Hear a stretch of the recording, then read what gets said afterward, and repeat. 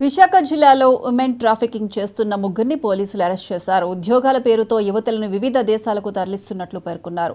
గాజువాకకు చెందిన రాజేష్ అనే వ్యక్తి సుమారు 150 మందిని ఉద్యోగం పేరుతో ₹1,50,000 వసూలు చేసి మోసం చేసినట్లు వెల్లడించారు. మన విశాఖపట్నం సిటీ పోలీస్లో మంచి ఒక కేసు డిటెక్ట్ చేశారు.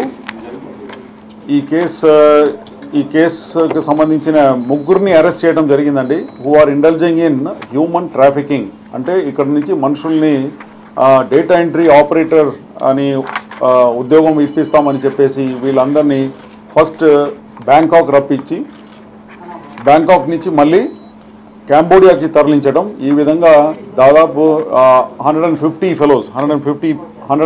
Persons from Andhra Pradesh have been trafficked to Cambodia అండి.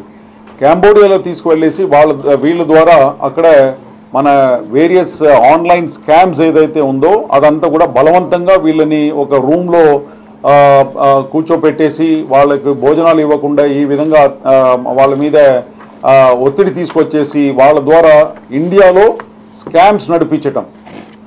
ఇండియాలో ఆన్లైన్ స్కామ్స్, డిఫరెంట్ స్కామ్స్ ఏదైతే ఉందో like job scam, online FedEx scam ఉంది, ఫెడెక్స్ కొరియర్ స్కామ్ మీ అందరికీ తెలిసిన విషయమే.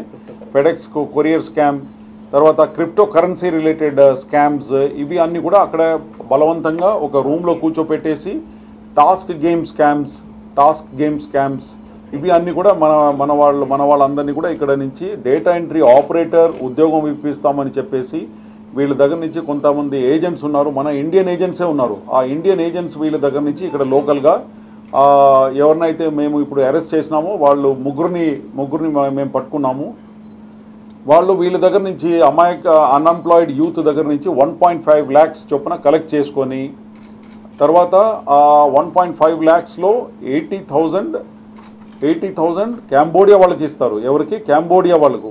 వీళ్ళకు మన దగ్గర నుంచి వెళ్ళే వాళ్ళకు పాస్పోర్టు, తర్వాత అక్కడ అకామిడేషన్ అండ్ వీసా ఫీజు ఇదంతా కట్టాలి. కాబట్టి వాళ్ళు ఈయన దగ్గర నుంచి మన దగ్గర నుంచి మన పంపిస్తున్న మనిషి దగ్గర నుంచి 1.5 lakhs వసూలు చేస్తారు.